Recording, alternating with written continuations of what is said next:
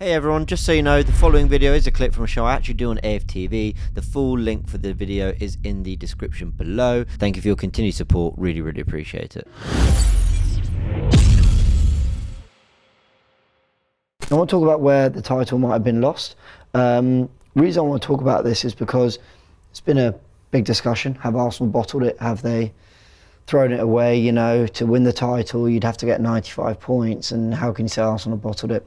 What I will say is Arsenal, in a period of upped pressure, have definitely shown moments where they've not had the mentality quite to deal with it. Now, what I want to stress is you can just throw the bottle tag at Arsenal, and that probably is fair in a way. Suits a lot of people, doesn't it? It does. Yeah. What I would say is you don't bottle the league when you end up with 87 points, as we could end up with. So I'll say that. Well, yes, but I would say also that I think there's context to the way that has happened. And I really want to make sure that we hone in on the detail here, because this is the first half stats against Brighton. 8 shots to their 3, 25 attacking third passes, 8 crosses, and 19 tackles to their 8. I think Arsenal here are showing, okay, attempts at goal, a good intensity. And actually, like I said, could have been ahead in that first half against Brighton, though Brighton looked quite good as well. When I look at, and I'm bringing up a graphic that I showed after Liverpool and West Ham as well, games where we were ahead and we threw them away, we started those games really well as well. 2-0 up in both, and the stats and the numbers look really good, especially things like ball recoveries, especially things like shots, and the fact that we got our goals. Arsenal, in 3 games that have yielded very disappointing results, actually started those games really well. So is it that Arsenal are going into these games nervous, shaky legs, and can't get to their game? No, they can. They are playing their football. They are deploying plans. They are starting games focused, and they're doing well. They are getting themselves into positions where they could claim the 3 points they need in those games.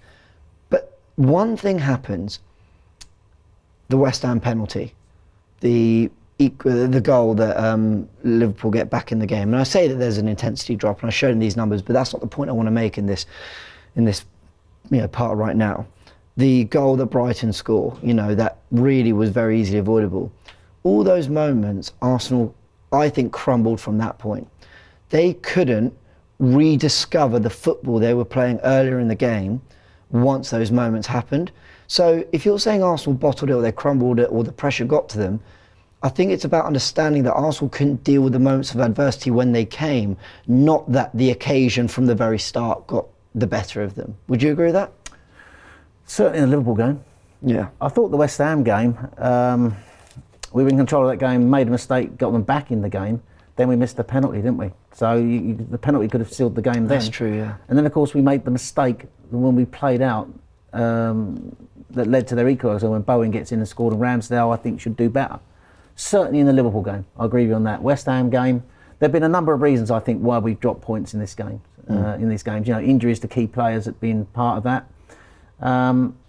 But and clearly Saliba for me is the massive miss, which I want to talk about his numbers. Well, I think you're going to show. Well, we're going to in a sec. Yeah, but I make this point to say that none of this is on Arteta for me. No. This for me, you have clearly set the team out right in the Brighton game and in these games to go out and win the game and start well. And when you look at our run-in results, let's bring them up here.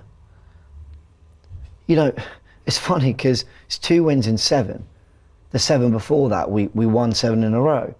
But I look at it and I go, well, we're 2-0 up at Liverpool, so add 2 points there. 2-0 up against West Ham, add 2 points there. Let's just say Arsenal don't capitulate like they did against Brighton, and we neck an extra point. That's 5 points.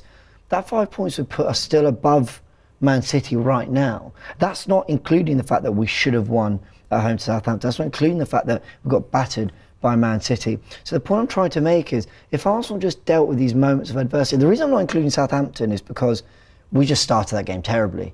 And so there was no point in the game at which Arsenal looked in control, looked like they might win it. Yeah. But with those two and then Brighton, I think there were points where Arsenal looked like they might. And if Arsenal could just get through those moments of adversity better when they come in games, we could have 5 extra points on the board. I know it's all ifs, buts and maybes, I understand. Yeah. But that's where the mentality does need to change. I think so. I think you make a really good point. The one thing I would say is Liverpool away 2-2, despite the fact we're 2-0 up, I still think it's a very good point to go to Anfield and get a point. Yeah, I agree. Now, had we beaten West Ham and Southampton, and people need to realise this, going into this weekend's games, Manchester City would still be ahead of us on goal difference. Yeah. That's the 4 points, even if we won those games. Yeah, I think I misspoke. Yeah, so yeah, basically we'd be right next to them. They'd be ahead of us. Even if we're 4 points behind them, if we won those games, we'd be level on them. They have been absolute like a juggernaut. They've won 11 straight Premier League games. Yeah. They've lost one of their last 14, 15. They're unbeaten in 22. So, and I think that does have an effect on the team. So and I think on Sunday when Everton sort of capitulated to an easy win for City, I think that would have affected the players going onto the pitch. They would have known by then that the situation. And I think the other key is we lost twice to Man City. In those first 19 games we had 50 points, but we didn't play Manchester City at all in the first 19. We played them twice in the second half of the season. We should have played them back in September that the Queen passed away. Now we would have been in a better place to play them then. We were on a good roll. They weren't quite at it like they have been now. So a bit like the Tottenham game last year, that got cancelled and rescheduled. That worked against us in a way, which I know was our fault because we cancelled the game. But this also played into Manchester City's hands. We lost 6 points out of 6 against Manchester City and nearest rivals. You can't afford to do that. No, I completely agree. And the final thing I want to say is about conceding too many goals and why this title race slipped away from us. And there's so much to unpack here, so I will try to be quite quick. Let's talk about, you sent these great numbers through about how Arsenal at home, they've conceded fewer points. They have fewer points at home than Liverpool. They have the same amount of points as Man United at home, who have played a game less. But then the only teams in the league to have conceded more goals at home are Fulham, who sit 10th, Bournemouth, who sit 14th, Everton 17th, Leeds 18th and Southampton 20th. That's appalling. Yeah, you don't win the title. I think the home form hasn't been good enough. We've been conceding far too many goals. I think we're a better team away from home because we play more in transition. The strength of this team is the wingers. And often than not, again, teams have to push up the pitch more. Even with a low block, we're able to sort of like win transitions, and those wingers take advantage. At home, teams sit deeper, and it's harder. But having said that, we're conceding goals at home, and I think sometimes because we're slightly more expansive at home because we have to be. Away from home, we can sit back. When we score that first goal, we've scored away from home goals very early on in games that enable us to control games better. Whereas apart from more recently, obviously, but generally at home we're having to sort of be slightly more expansive, which means that we take more chances in our build-up shape of 3-2-5, which gives the opposition the opportunity to play against us in transition, and I think that's reflected in these numbers. I think William Saliba, a massive miss. When he's been in the team this season, we were on for 93 points until he went out 7 games ago. We're now, in that run, we're on for 63 points. That's the difference.